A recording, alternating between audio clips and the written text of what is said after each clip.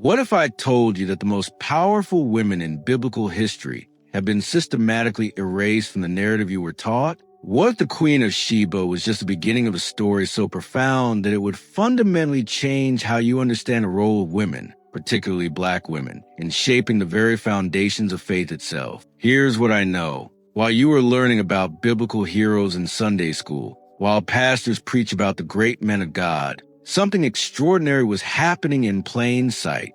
African queens weren't just visiting Solomon with gifts of gold and spices. They were saving the lives of prophets. They were establishing the earliest Christian community. They were wielding power that would echo through millennia. But here's the question that should make you uncomfortable. Why did they never teach you that Moses himself would have died without the decisive action of his African wife Zipporah? Why was this life-saving intervention buried so deep in religious education that millions of believers have no idea it even happened? Let me ask you something else. When you think of biblical womanhood, what images come to mind? Ruth gleaning in the fields? Esther approaching the king? Mary at the Annunciation?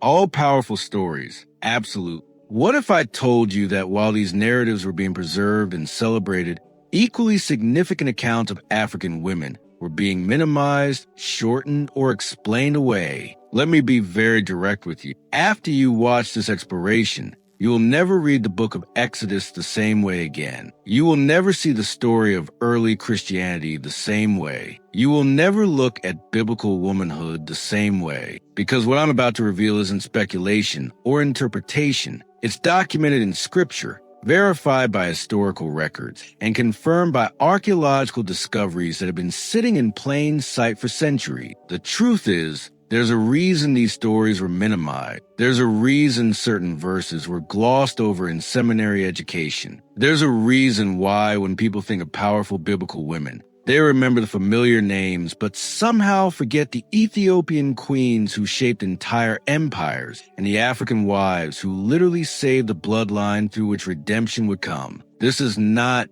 just another biblical study. This is a restoration of voices that were silent, stories that were shortened, and influence that was ignored. And the implications are staggering. Because if these women played the central roles that Scripture actually records, then every assumption about power, authority, and divine calling in the biblical narrative needs to be re-examined. So if this exploration makes you question everything you thought you knew about women in the Bible, good. Truth is supposed to disturb comfortable assumption. If it challenges your understanding of leadership, wisdom, and spiritual authority in ways that feel revolutionary, even better. That discomfort might just be the beginning of seeing Scripture as it was actually written, not as it was filtered through centuries of selective emphasis and cultural interpretation. Are you ready?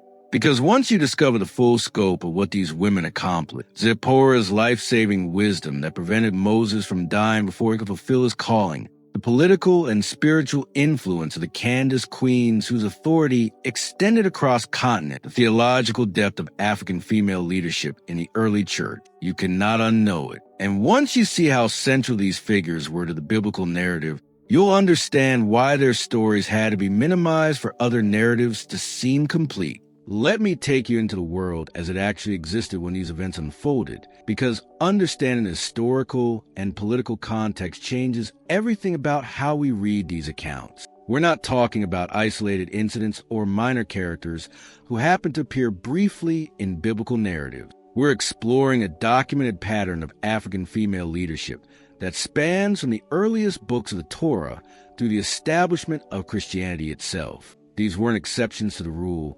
In many cases, they were establishing the rule. Here's what the archaeological record reveals. The ancient world was interconnected in ways that modern assumptions about racial and cultural separation completely miss. Trade routes connected Egypt, Ethiopia, Israel, and Arabia in constant diplomatic and commercial exchange. Royal marriages cemented alliances between kingdoms. Diplomatic relationships meant that African queens regularly negotiated with Hebrew kings, Persian emperors, and Roman governors as equals on the world stage. But here's where our understanding gets complicated. For centuries, religious education presented the biblical world as though it existed in cultural isolation, as though the people of God operated independently from the powerful African civilizations that surrounded them. This perspective isn't just historically inaccurate, it actively obscures the reality that African women were central players in political, spiritual, and theological events that shaped both Jewish and Christian history. Consider the political landscape. When Moses fled Egypt, he didn't escape into empty wilderness. He entered regions where African tribal leadership, including established female leadership structures, was recognized and functioning. The Midianites, the Cushites, the various tribal confederations of the region, these were sophisticated societies with complex governance systems that often included women in positions of significant authority. When we read about Ethiopian queens sending emissaries to Jerusalem, when we encounter royal Ethiopian officials traveling to worship in the temple, when we see diplomatic marriages between African royalty and Hebrew leaders, we're not reading about curiosity seekers from distant, primitive lands. We're reading about sophisticated political relationships between sovereign nations, relationships in which African women often held the real decision-making power. The early Christian church emerged in the same interconnected world. When we read about the Ethiopian eunuch in Acts chapter 8, we're not reading about an isolated convert from a marginal society. We're reading about a high-ranking treasury official from one of the most economically and militarily sophisticated civilizations of the ancient world, serving a queen whose authority was recognized and respected across multiple continents, and whose diplomatic influence shaped international relations. This context matters because it reveals that the minimization of these women's roles wasn't accidental oversight or natural historical erosion. It required deliberate editorial choices, selective translation decisions, systematic emphasis shifts, and a gradual reshaping of how these stories were taught, interpreted, and remembered across generations of religious instruction. So as we examine each of these accounts, Zipporah's theological intervention that prevented Moses from dying before he could lead Israel out of Egypt, the diplomatic and spiritual influence of Ethiopian queens whose decisions affected the course of ancient geopolitics, the leadership roles African women held in early Christian communities. We're not recovering minor footnotes to biblical history. We're restoring central narratives that were always meant to be recognized as foundational to understanding how divine purpose worked through human agency in the ancient world. Now, let me show you the first piece of evidence that will fundamentally shift how you understand the role of African women in biblical history. We're going to examine Zipporah's intervention that literally saved Moses' life, and I'm going to prove to you that without this African woman's theological understanding and decisive action, the entire Exodus narrative would never have happened. Here's what actually occurred, and why it was buried so deep in religious education that most believers have never encountered this account. Turn to Exodus chapter 4, verses 24 through 26. Moses is traveling back to Egypt to confront Pharaoh, carrying the commission he received at the burning bush. But something goes terribly wrong. The text says, "At a lodging place on the way, the Lord met Moses and was about to kill him. Then Zipporah took a flint knife, cut off her son's foreskin, and touched Moses' feet with it. 'Surely you are a bridegroom of blood to me,' she said. So the Lord let him alone." Stop right there. Do you see what just happened?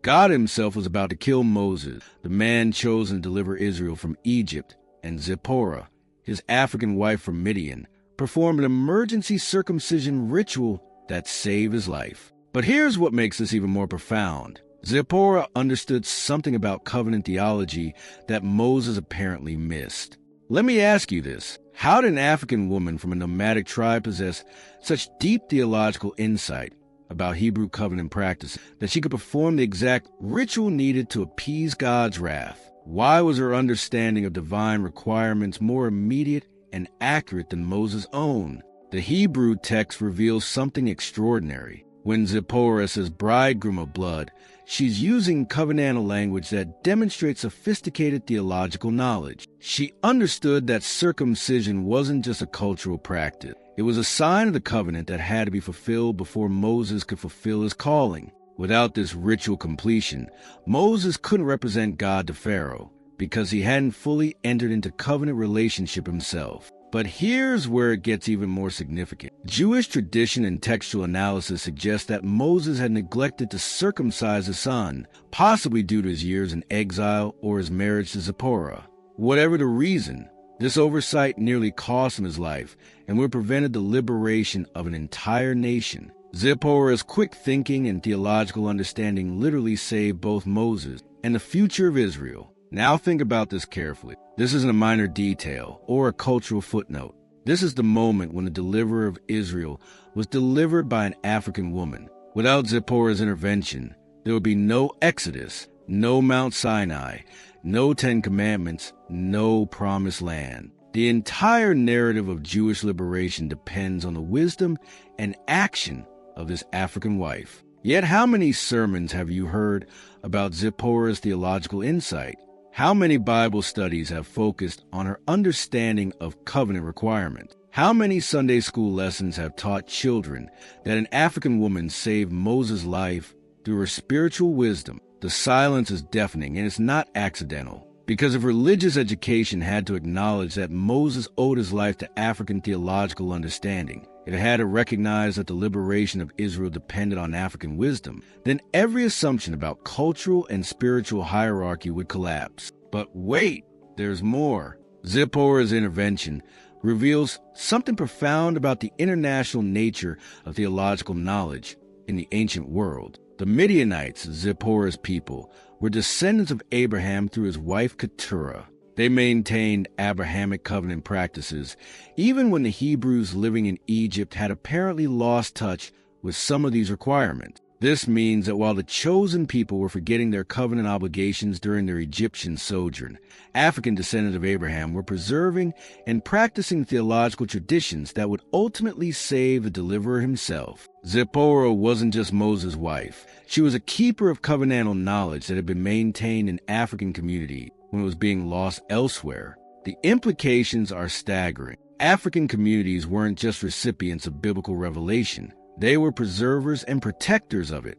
They weren't just connected to the biblical narrative. They were essential to its continuation. And when the moment of crisis came, it was African theological understanding that prevented the entire plan of redemption from collapsing before it could begin. Here's what this tells us about the systematic minimization of these accounts. If Zipporah's story had been taught with the prominence it deserves, if her theological insight had been celebrated rather than glossed over, if her role as preserver of covenant knowledge had been acknowledged, then the entire framework of assumed spiritual and cultural hierarchy would have been impossible to maintain. So let me ask you again, why do you think this story was buried? Why do you think religious education skipped over the moment when an African woman's theological understanding saved the life of the greatest prophet in Hebrew history? Why do you think this intervention was treated as a minor detail rather than a central turning point in the liberation narrative? Because acknowledging Zipporah's wisdom,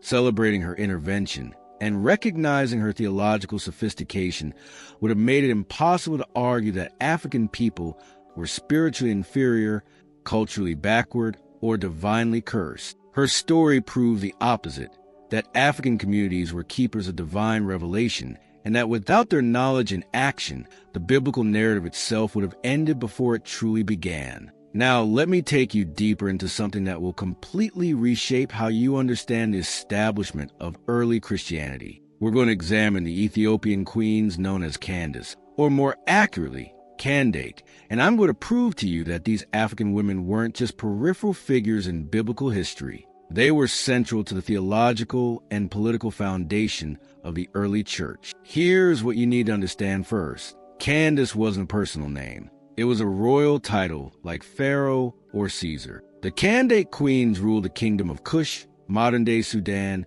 and northern Ethiopia for over 500 years. These were some of the most powerful monarchs of the ancient world, and their influence extended far beyond Africa into the Middle East, Mediterranean regions, and even Roman territory. But here's what will shock you. When we encounter the Ethiopian eunuch in Acts chapter 8, we're not reading about a curious individual who happened to travel to Jerusalem. We're reading about a high-ranking treasury official serving under one of these Candate queens, representing a Christian conversion that had massive political and theological implications that have been completely overlooked by mainstream biblical education. Let me show you what actually happened and why this encounter was far more significant than you were taught.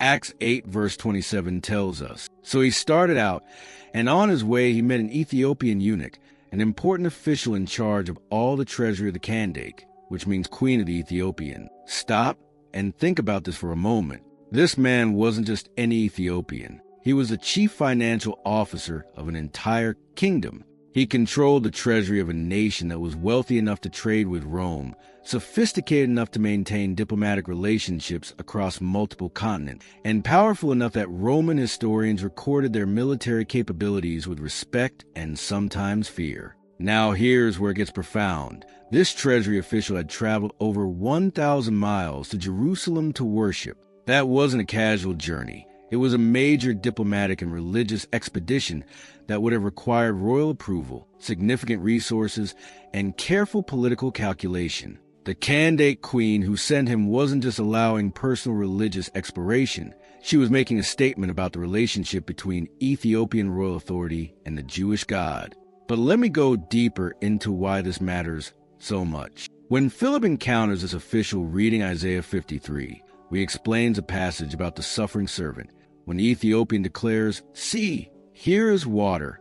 What can stand in the way of my being baptized?" This isn't just individual evangelism. This is the moment when the gospel officially enters African royal courts through a queen's most trusted administrator. Think about what happened when this treasury official returned to Ethiopia. He didn't just carry back personal faith.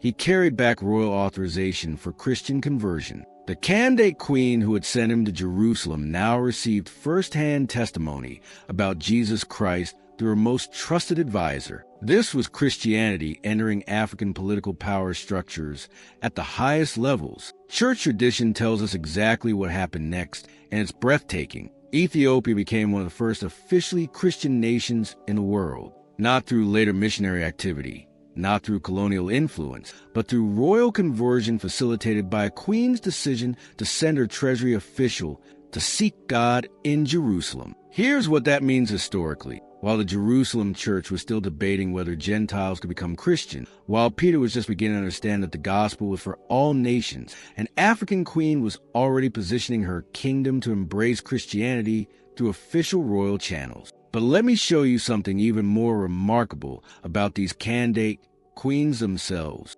Archaeological evidence and historical records reveal that several of these rulers were not just political leaders. They were theological authorities who maintained diplomatic relationships with multiple religious traditions while governing kingdoms that included Jewish communities, early Christian converts, and traditional African spiritual system. Queen Amanitor, who ruled around the time of Christ, left inscriptions that demonstrate sophisticated theological vocabulary. Queen Shantikito, who ruled in the 1st century BCE, commissioned religious art that shows deep understanding of multiple spiritual traditions. These weren't primitive rulers who stumbled into religious significance. They were sophisticated theologians governing complex multicultural kingdoms. Now here's the question that should disturb everything you thought you knew about early Christianity. If Ethiopian queens were among the first royal converts to Christianity, if they were facilitating the spread of the gospel through official diplomatic channels, if they were governing some of the earliest Christian kingdoms in world history,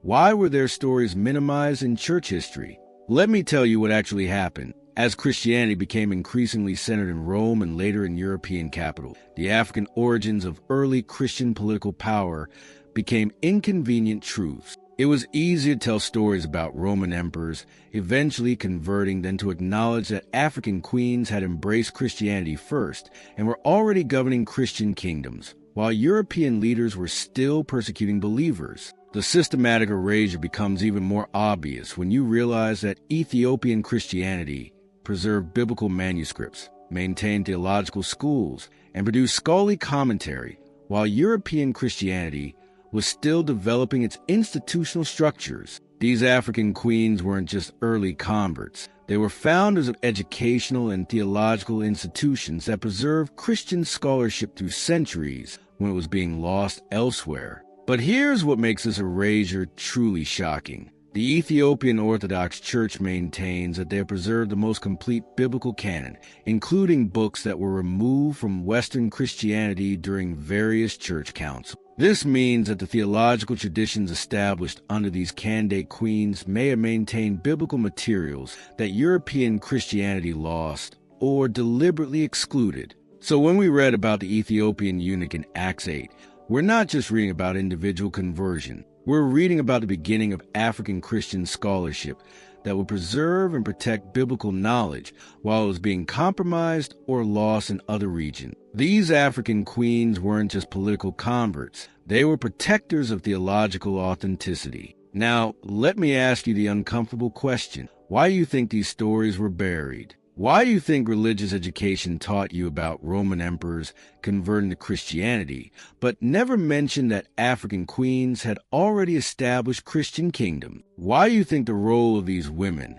in preserving biblical scholarship was erased from standard church history? Because acknowledging their theological authority, celebrating their political wisdom, and recognizing their role as founders of Christian education would have made it impossible to maintain assumptions about African intellectual and spiritual inferiority. Their stories prove that African women were leaders, scholars, and protectors of the faith when European Christianity was still fighting for survival. But now let me take you into something that will completely revolutionize how you understand female leadership in the ancient world. We're going to examine the Queen of Sheba herself, and I'm going to show you that everything you were taught about this encounter minimized the true scope of her authority, her theological sophistication, and her lasting influence on both Hebrew and African political structure. Here's what you need to understand first. The Queen of Sheba wasn't making a casual diplomatic visit to Jerusalem. She was conducting what ancient historians would recognize as a major geopolitical negotiation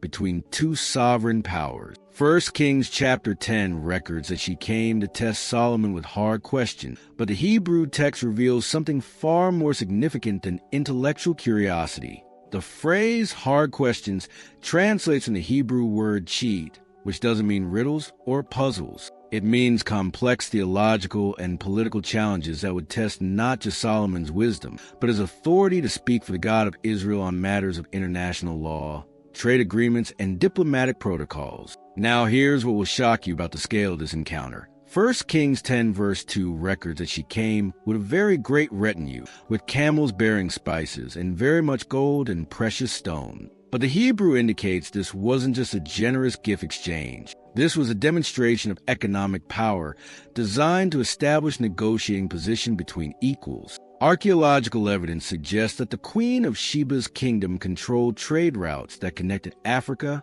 Arabia, and the Mediterranean. She wasn't coming to Jerusalem as a supplicant seeking wisdom from a superior ruler. She was coming as the head of a commercial empire to negotiate with another commercial empire about mutual economic and political interests. But let me show you something even more profound. When she arrived in Jerusalem, when she saw Solomon's wisdom, his palace, his organization, 1 Kings 10 verse 5 says, there was no more spirit in her. The Hebrew phrase indicates she wasn't just impressed. She was spiritually overwhelmed. She recognized in Solomon's kingdom something that aligned with her own understanding of divine governance. Here's where it gets theologically significant. The Queen of Sheba's response wasn't just diplomatic courtesy. Verse 9 records her declaration.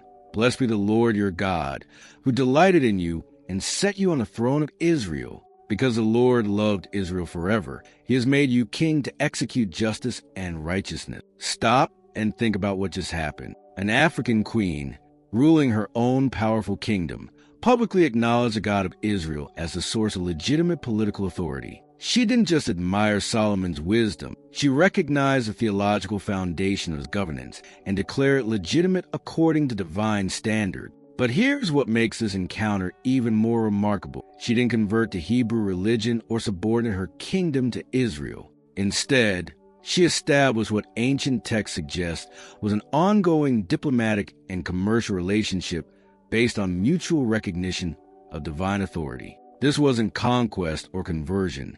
This was theological and political alliance between African and Hebrew power structure. Now, let me take you deeper into why this matters so much for understanding female authority in the biblical world. The Queen of Sheba governed a kingdom sophisticated enough to maintain international trade relationships, wealthy enough to negotiate from economic strength, and theologically sophisticated enough to recognize and validate divine authority when she encountered it. Ethiopian traditions go even further. maintaining that the Queen of Sheba and Solomon had a son named Menelik, who later became the founder of Ethiopian royal dynasty. Whether or not this tradition reflects literal historical fact, it reveals how African communities understood their own connection to biblical authority, not as recipients of foreign religion, but as partners in divine governance. But here's the question that should make you uncomfortable. If the Queen of Sheba was wealthy enough to impress Solomon, wise enough to test his wisdom, and theologically sophisticated enough to recognize divine authority, why is her story usually taught as though she was a curious visitor rather than a powerful ruler conducting international diplomacy? The answer reveals something profound about how biblical narratives have been reinterpreted over centuries. As European Christianity developed frameworks that assumed African inferiority, stories like the Queen of Sheba's had to be minimized to fit those assumptions. Her economic power had to be downplayed. Her theological sophistication had to be overlooked. Her political authority had to be treated as exotic curiosity rather than legitimate governance. Now, let me show you how this pattern of minimization extended beyond individual stories to entire systems of female authority in African biblical communities. Archaeological evidence from ancient Ethiopia, Sudan, and surrounding regions reveals that female governance wasn't exceptional. It was institutionalized in ways that paralleled and sometimes exceeded the political structures described in Hebrew texts. The candidate queens we discussed earlier weren't isolated examples of female African authority. They were part of political systems that regularly included women in positions of significant power, systems that maintained diplomatic relationships with Hebrew kingdoms, Egyptian pharaohs, Persian emperors, and eventually Roman governors as equals in international negotiations. This means that when biblical texts mention African queens, when they record diplomatic encounters with Ethiopian rulers, when they describe the wisdom and wealth of female African leaders, they're not describing exceptions to normal political arrangements. They're describing standard African political structures that included women in positions of authority that often exceeded what was common in other ancient civilizations. But here's what makes the systematic minimization of these accounts even more significant. If religious education had acknowledged the scope of African female political authority described in biblical texts, if it had celebrated the theological sophistication of queens like Sheba, if it had recognized the legitimacy of African governance structure, then arguments for European political and religious superiority would have been impossible to maintain. So when we read about the Queen of Sheba testing Solomon's wisdom, when we see her recognizing the divine source of legitimate authority, when we witness her establishing ongoing diplomatic relationships with Hebrew kingdoms, we're not reading about exotic encounters with primitive rulers. We're reading about sophisticated international negotiations between African and Hebrew powers, negotiations that often featured African women in positions of ultimate decision-making authority. Let me ask you this. Why do you think these stories were taught as curiosities rather than as examples of legitimate female political and theological authority? Why do you think the economic and diplomatic sophistication of these African queens was downplayed in religious education? Why do you think their recognition of divine authority was treated as surprising rather than as evidence of their theological sophistication? Because acknowledging their authority, celebrating their wisdom, and recognizing their political legitimacy would have challenged fundamental assumptions about who was qualified to rule, to make theological judgments, and to represent divine authority in human political structure. Their stories prove that African women were already doing all of these things when other civilizations were still developing frameworks for female leadership. Now, let me reveal something that will fundamentally change how you understand the preservation of biblical truth itself. We're going to examine how African women became the keepers and protectors of theological knowledge during periods when it was being lost, corrupted, or deliberately suppressed in other regions. And I'm going to prove to you that without their preservation efforts, essential biblical materials might never have survived. Here's what you need to understand about the scope of this preservation. When European Christianity was removing books from the biblical canon during various church councils, when texts were being deemed heretical or inconvenient, when entire libraries of early Christian materials were being destroyed, African Christian communities, often led by women, were preserving these materials in hidden libraries and protected archives. The Ethiopian Orthodox Church maintains what scholars consider the most complete biblical canon in the world. 81 books compared to the 66 books in Protestant Bibles. These additional texts weren't invented by African Christians. They were preserved by African Christians while they were being eliminated from European Christianity. And archaeological evidence suggests that much of this preservation was organized and maintained by African women who understood the theological significance of protecting complete textual traditions. But here's where it gets even more profound. Recent archaeological discoveries in Ethiopian monasteries and Sudanese libraries have revealed biblical commentaries, theological treatises, and scriptural interpretations written by African women that demonstrate sophisticated understanding of doctrinal issues that European Christianity was still debating centuries later. Let me show you what this means practically. While European Christianity was arguing about the nature of Christ during the Council of Chalcedon in 451 CE, African women theologians had already produced written analyses of Christological questions that wouldn't appear in European scholarship for another 200 years. While European monasteries were copying selected texts approved by church authorities, African women were preserving complete manuscript traditions that included materials deemed too dangerous for European circulation. Now here's what will shock you about the theological sophistication of these preservation efforts. These weren't just copying projects. Archaeological evidence reveals that African women were producing original theological commentary, maintaining educational institutions that taught advanced biblical interpretation, and developing systematic approaches to scriptural preservation that ensured textual accuracy across centuries of political upheaval. But let me take you deeper into specific examples that prove the scope of this intellectual achievement. The monastery of Debre Damo in Ethiopia, traditionally founded under the authority of African women leaders, contains manuscripts that include complete versions of books like Enoch and Jubilees that were removed from European Christianity, but were maintained in their original languages with commentary that demonstrates deep understanding of their theological significance. Here's what that means historically. While European Christianity was developing Latin translations that sometimes altered original meanings, while church councils were deciding which texts fit approved theological frameworks, African women were preserving original Hebrew, Greek, and Guizi manuscripts that maintained theological precision that was being lost in other translation traditions. The implications are staggering.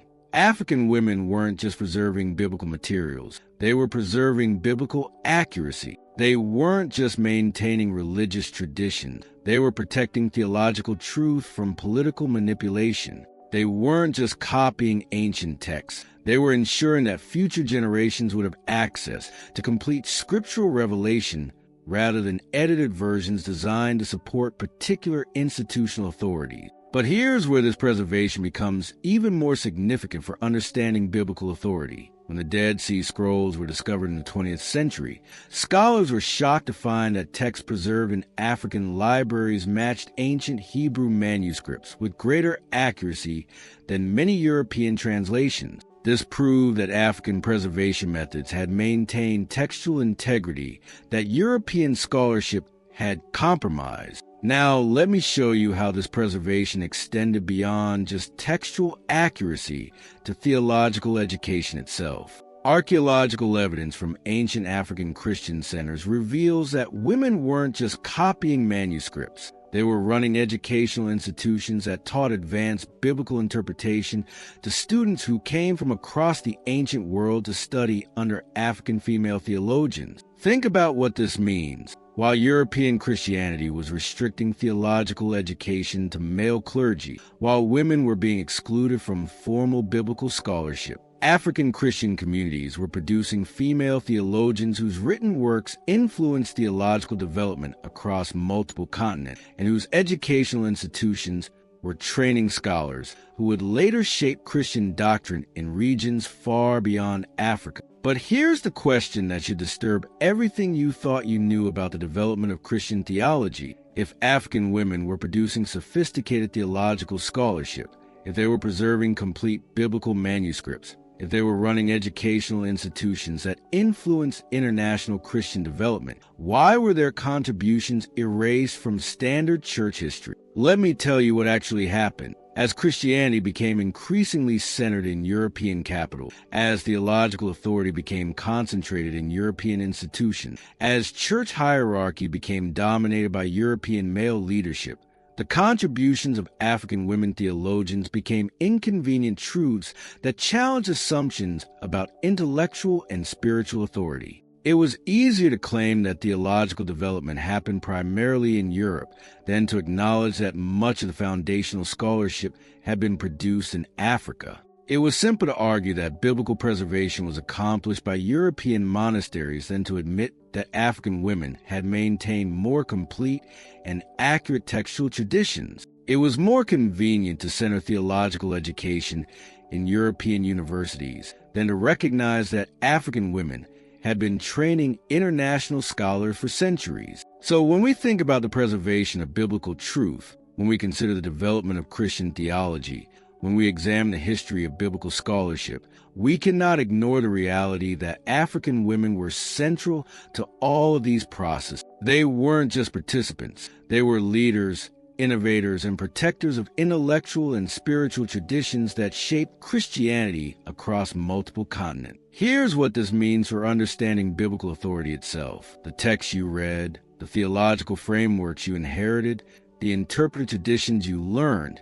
Many of these were preserved, protected, and developed by African women whose contributions have been systematically erased from the historical record you were taught.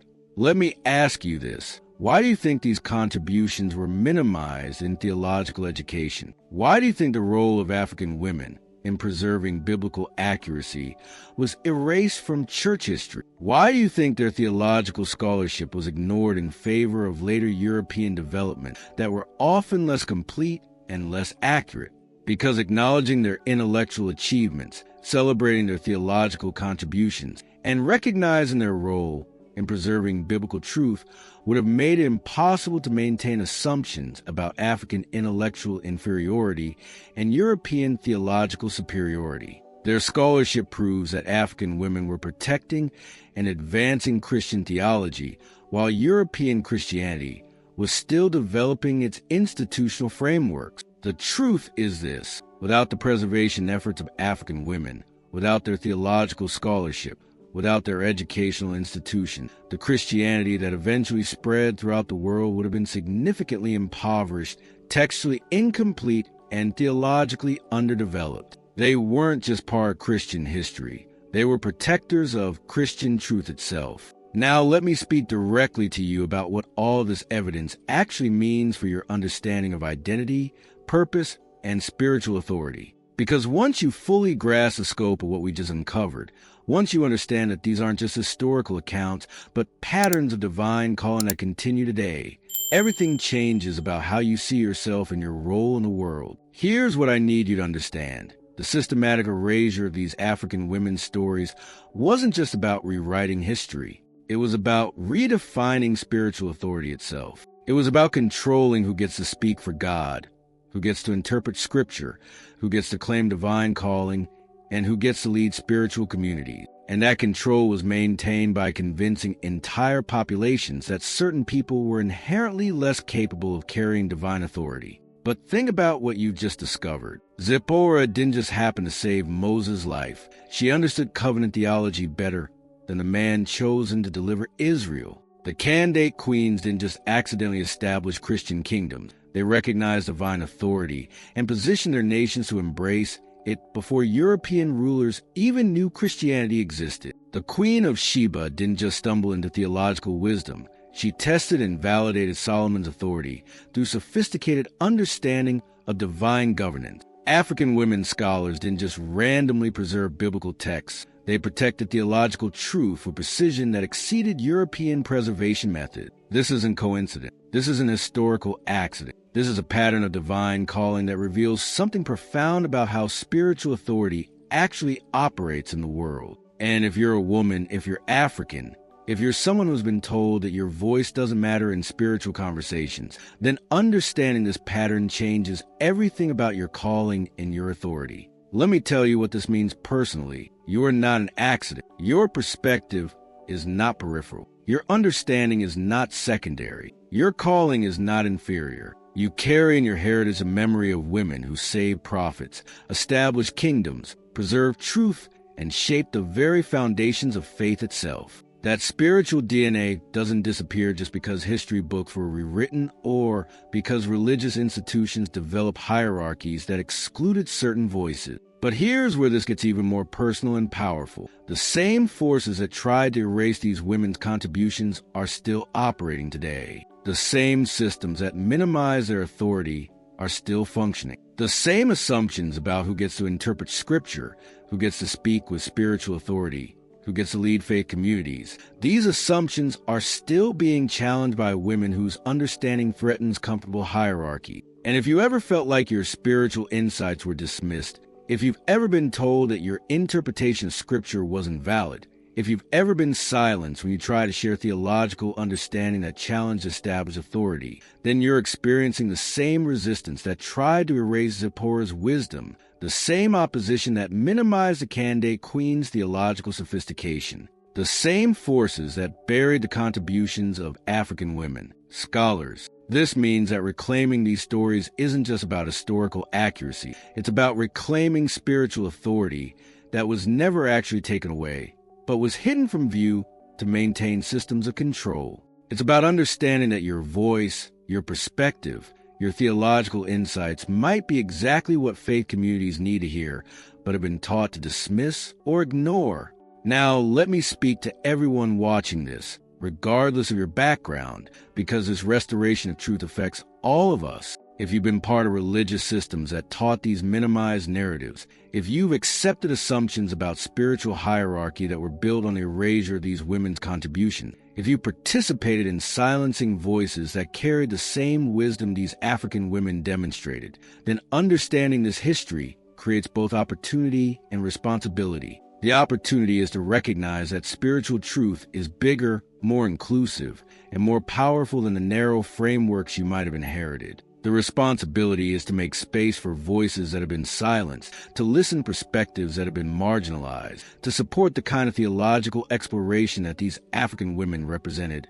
Exploration that prioritized truth over institutional comfort, accuracy over political convenience, and divine calling over human hierarchy. But here's what makes this moment in history so significant. We're living in a time when these buried stories can no longer be hidden. Technology makes information accessible in ways that allow suppressed narratives to surface. Archaeological discoveries continue to confirm what oral traditions maintain. Genetic research validates connections that were denied. Translation scholarship reveals meanings that were obscured. The truth is breaking through layers of institutional control in ways that would have been impossible in previous generations. This means that the restoration happening right now isn't just academic, it's spiritual. It's not just about correcting historical records. It's about reclaiming divine authority that was always present but was systematically hidden. And everyone who participates in this restoration,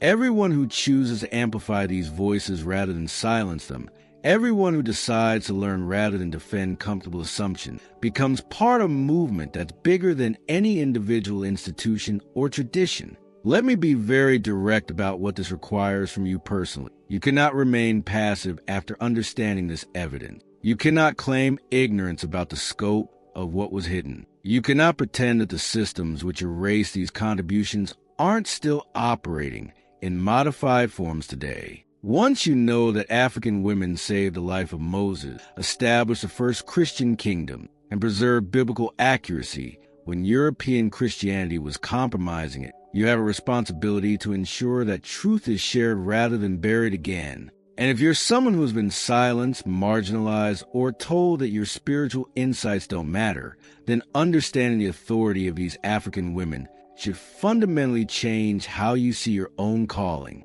You're not asking for permission to speak spiritual truth. You're reclaiming authority that was always yours but was hidden by systems that needed your silence to maintain their control. The same spirit that gave Zipporah theological understanding that saved Moses is available to you. The same wisdom that enabled African queens to recognize and embrace divine authority operates today. The same preservation instincts that led African women to protect biblical truth from corruption are needed now to protect spiritual communities from the continued effects of these historical erasures. This is your moment. This is your generation. This is your opportunity to participate in restoration that's been prophesied, promised, and prepared for centuries. But it requires courage to speak truth that makes people uncomfortable, wisdom to challenge systems while building better ones, and faith to believe that your voice matters in conversations that have excluded you for too long.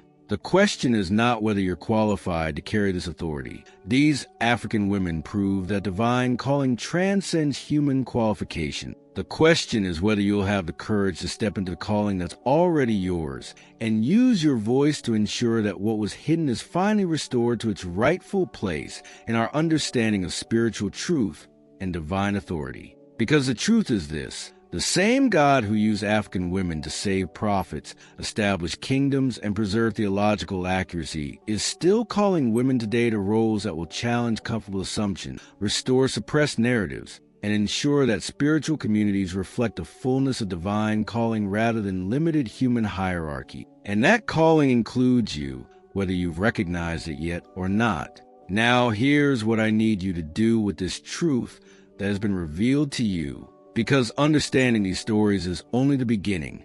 The real transformation happens when you take action to ensure that what was hidden is never buried again, and that the voices that were silenced finally receive the recognition they deserve. First, I need you to share this exploration immediately. And I don't mean casually mentioning it in conversation. I mean actively, intentionally, urgently sharing it with people who need to understand that biblical history is far more inclusive, powerful, and transformative than they were taught. Share it with young women who have been told their voices don't matter in spiritual conversation. Share it with anyone who has felt excluded from religious authority because of their background, their gender, or their perspective. Comment below right now. Type restored if you're committed to sharing these stories. Type awakened if this exploration has fundamentally changed how you see biblical authority. Type called if you recognize that you have a responsibility to amplify voices that have been silenced. I want to see how many people are ready to participate in this restoration rather than remaining passive observer. But here's what I need you to understand about sharing this content.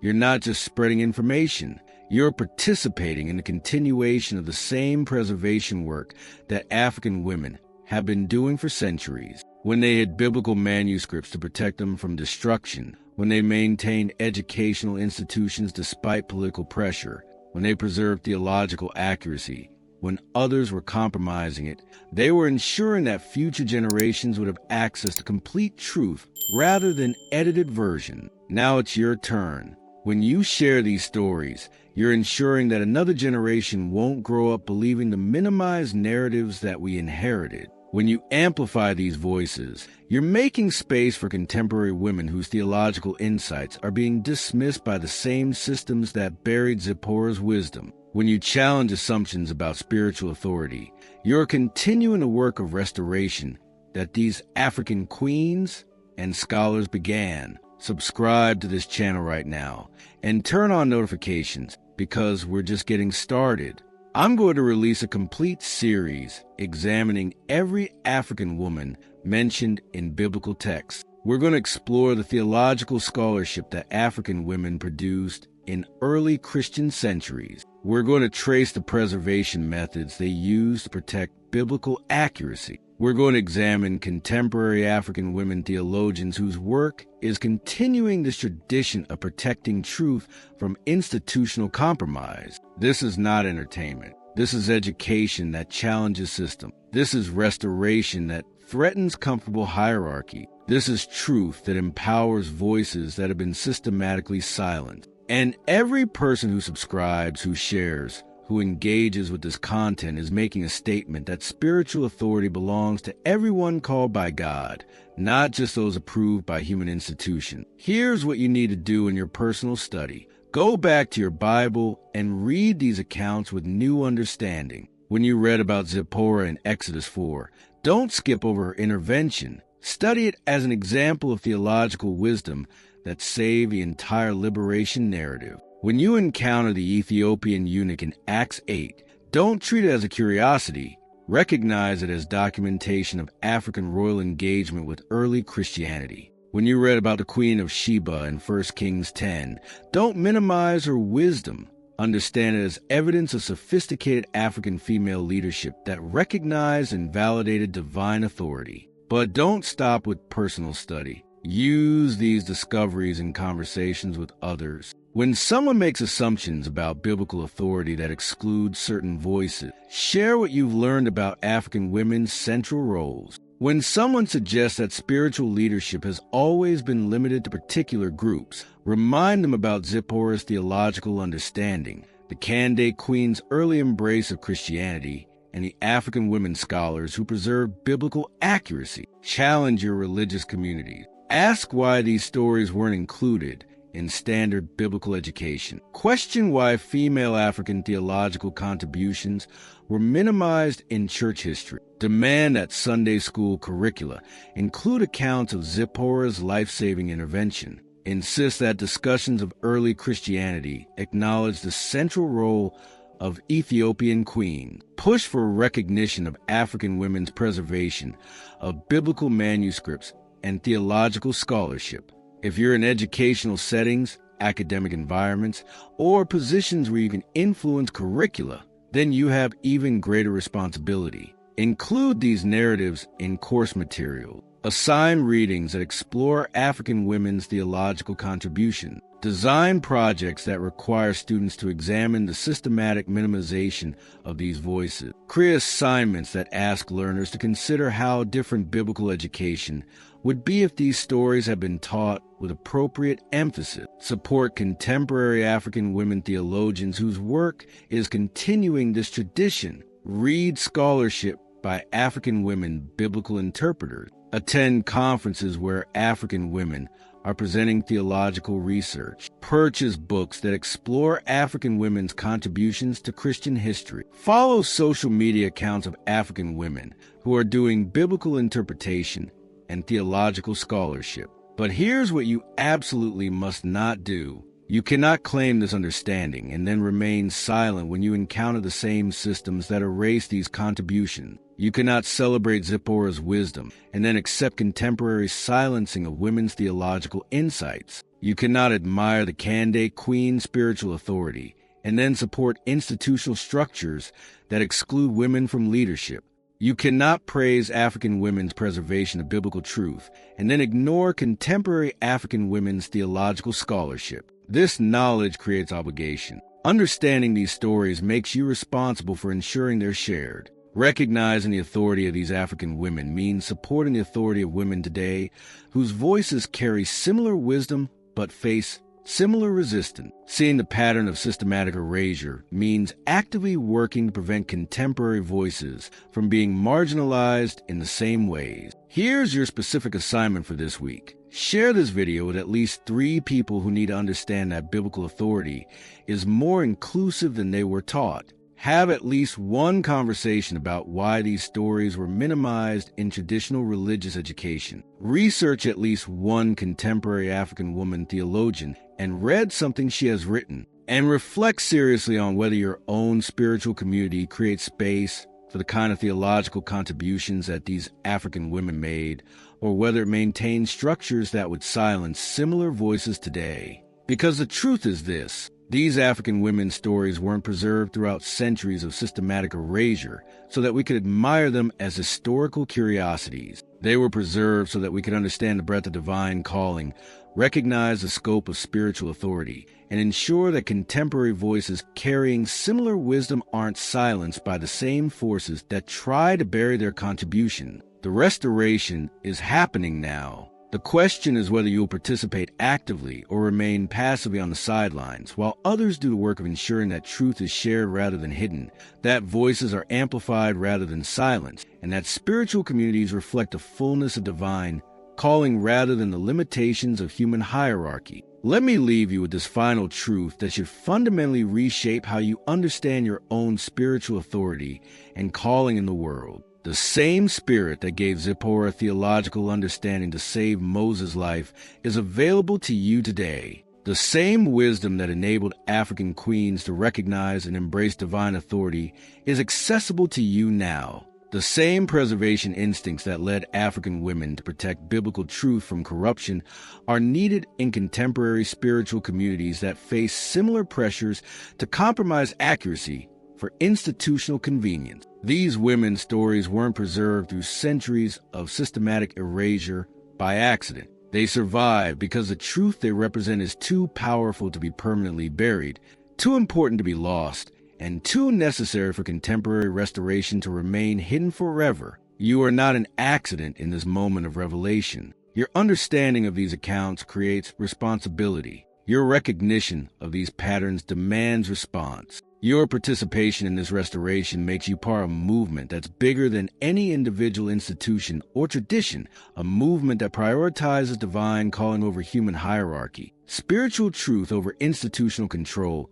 and inclusive authority over exclusive power structure. The African women we've explored today, Zipporah, the candidate queens, the Queen of Sheba, the scholars and preservers, they face systems that try to minimize their authority, silence their wisdom, and erase their contributions. But their truth survived. Their influence continued. Their legacy endures in everyone who chooses to amplify suppressed voices rather than accept comfortable narratives. That legacy includes you. Whether you've recognized it yet or not, whether you stepped into it fully or not, whether you've embraced it completely or not, you carry the responsibility to ensure that what was hidden is restored, that what was silenced finds voice, and that what was minimized receives the recognition it deserves. This is your calling. This is your moment. This is your opportunity to participate in restoration that's been prepared for generations and is unfolding right now through everyone brave enough to speak truth that challenges assumption, share stories that threaten hierarchies, and support voices that carry the same authority these African women demonstrated centuries ago.